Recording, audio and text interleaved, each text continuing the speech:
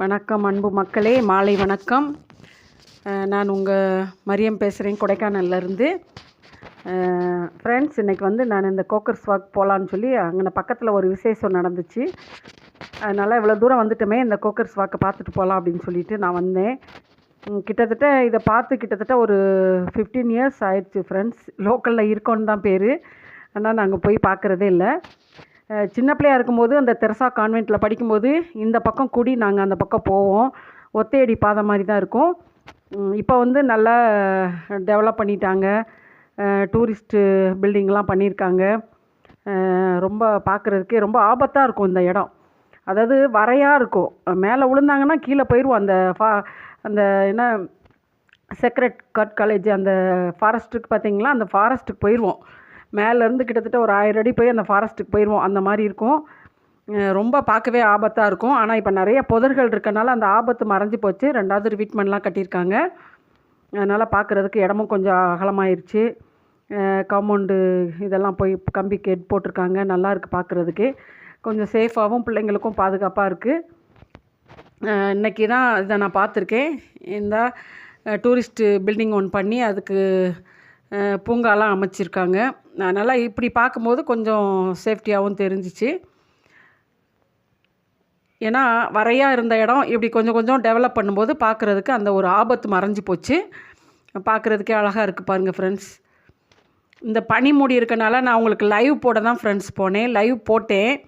ஆனால் இந்த பனி அதிகமாக இருக்கனால அந்த லைவ் ஒரு மாதிரி கிளார் அடிச்சுக்கிட்டே இருந்துச்சு. அதனால் எனக்கு சரியாக வரல. இந்த பனியில் கிளியரும் இல்லை. வீடியோ எடுத்தால் கூட கரெக்டாக வருது. லைவ் போட்டோம்னா ஒரு மாதிரி மின்னுக்கிட்டே இருந்துச்சு. அதனால் கட் பண்ணி விட்டேன்.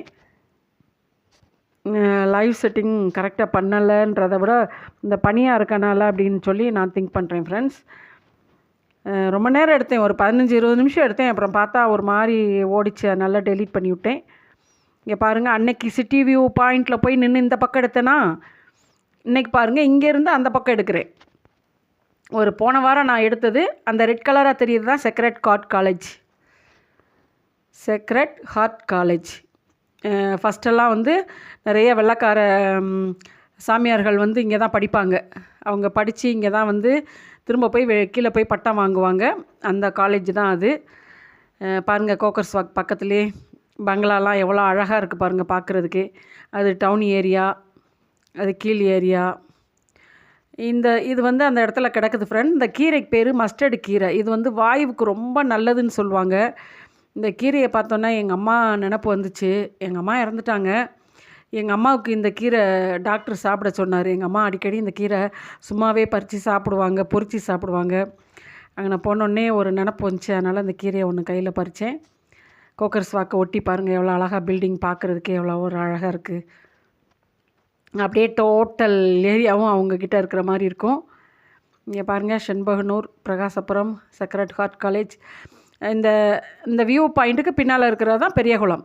நான் உங்களுக்கு எதுக்கு வந்தேன் அப்படின்னு கேட்டிங்கன்னா ஃப்ரெண்ட்ஸ், இங்கே பாருங்கள், 1845 1945 இங்கே பாருங்கள் கொடைக்கானல் எப்படி இருந்திருக்கு பாருங்கள்.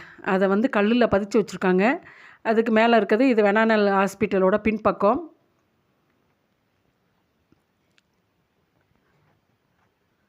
அந்த கல் நான் இன்னொரு தடவை உங்களுக்கு நான் காட்டுறேன். இது சிஎஸ்ஐ சர்ச்சு ஃப்ரெண்ட்ஸ்.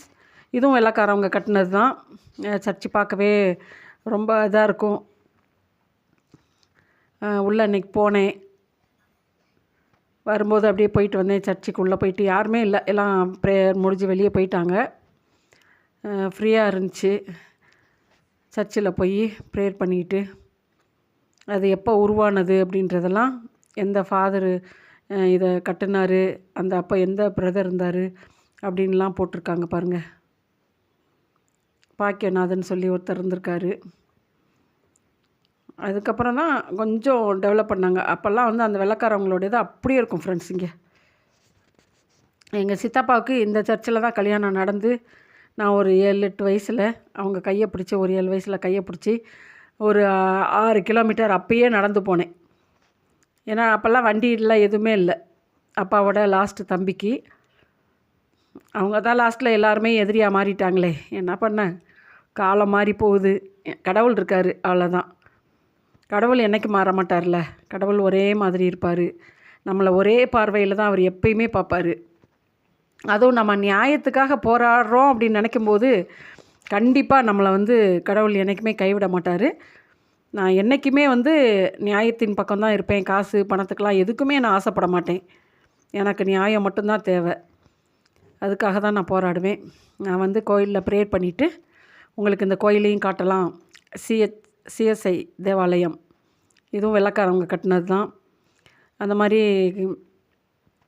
உள்ளே வந்து இன்னொரு சர்ச் இருக்கும். அந்த சர்ச்சு அவங்க கட்டினது தான். பீட்டர் சர்ச்சுன்னு ஒன்று இருக்கும். அந்த கோக்கர்ஸ் வாக்குக்கு முன்பக்கம் இருக்குது பீட்டர் சர்ச்சு. அது நான் உங்களுக்கு நெக்ஸ்ட் டைம் போய் வீடியோ எடுத்து போடுறேன். அதுக்கு பக்கத்தில் இருக்கிறது தான் இந்த சர்ச்சு. அதுலேருந்து ஒரு 2000 அடி முன்னால் வருது. அதுதான் இந்த சிஎஸ்ஐ சர்ச்சு. அப்புறம் லுத்ரன் அப்படின்னு சொல்லி லாக்கவுண்டுன்னு ஒன்று இருக்கும். லாக்கவுண்ட் சர்ச்சின்னு ஒன்று இருக்குது. அதுவும் வெள்ளைக்காரவங்க கட்டினது தான். கோடை ஸ்கூலில் வேலை பார்க்குறவங்க எல்லோரும் அங்கே தான் போவாங்க. அந்த சர்ச்சு இதே மாதிரி தான் இருக்கும். அதை விட இது நல்லா பெரிய சர்ச்சாக இருக்கும் ஃப்ரெண்ட்ஸ் பார்க்குறதுக்கு. இதெல்லாம் வந்து எல்லாமே வெள்ளைக்காரவங்க காலத்தில் உள்ளது. இந்த கிளாக் அவங்கள்ட்ட காட்டுறதுக்கு தான் ஃப்ரெண்ட்ஸ் கொஞ்சம் நான் ஜூம் பண்ணி எடுத்தேன். இந்த மாதிரி கிளாக்கெல்லாம் இப்போ நம்ம பெரும்பாலும் யூஸ் பண்ணுறது இல்லைல்ல. கிளாக்குகளே யூஸ் பண்ணுறதில்ல. செல்லு வந்ததுக்கப்புறம் கிளாக்கே யூஸ் பண்ணுறதில்லன்னு சொல்லப்போனால். அந்த கிளாக்கை காட்டுறதுக்காக தான் உங்களுக்கு நான் பண்ணினேன். பாருங்கள் ஃப்ரெண்ட்ஸ், கோக்கர்ஸ் வாக்கெலாம் நம்ம இன்னும் எவ்வளோ பார்க்கலான்னு தோணும். ரொம்ப நேரம் எடுத்தேன் ஃப்ரெண்ட்ஸ் வீடியோ. ஆனால் வந்து அது பனினால் எடுக்க முடியாமல் போயிடுச்சு. இங்கே பாருங்கள், பாக்கியநாதன் ஒருத்தர் தான் அப்போ ஓப்பன் பண்ணியிருக்காரு. 1869ன்னு நினைக்கிறேன். 1810 எப்போ உருவாச்சுன்றத இங்கே கல் தூண் பதிச்சிருக்காங்க. அது மாதிரி அந்த கோக்கர்ஸ் வாக்குலேயும் பார்த்திங்களா 1800 சுவிட்சை போட்டிருந்தாங்களா. 1889 பாருங்கள். கட்ட ஆரம்பித்து 1910 முடிச்சிருக்காங்க போல இருக்குது. அதெல்லாம் பார்க்க எவ்வளோ அந்த காலத்தில் வெள்ளைக்காரவங்க இந்த அளவுக்கு இருந்திருக்காங்க ஃப்ரெண்ட்ஸ். அந்த கோக்கர்ஸ் வாக்கு அந்த கல் பார்த்திங்களா, அதுலேயும் அந்த கல் பதிச்சிருப்பாங்க பாருங்கள். நல்லா கிளியராக பாருங்கள். 1889 தொடங்கி 1910 முடிச்சிருக்காங்க.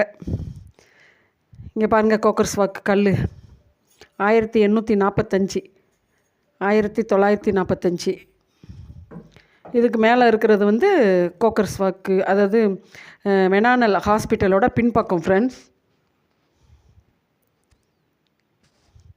அவ்வளோதான், நீ என்ட்ரன்ஸ்க்கு அப்படியே வரப்போகிறோம். போயிட்டு அந்த லாஸ்ட் வரைக்கும் போனேன். ரொம்ப பனிமூட்டமாக இருந்துச்சு, அதனால் எதுவும் எடுக்க முடியல. இந்த டிவி டவர்லாம் ரொம்ப பக்கத்தில் இருக்க மாதிரி தெரியும் ஃப்ரெண்ட்ஸ். நான் கொஞ்சம் பனி வச்சோன்னு எடுக்கிறேன். நெக்ஸ்ட் வீடியோவில் காட்டுறேன். தேங்க்ஸ் ஃபார் வாட்சிங் ஃப்ரெண்ட்ஸ்.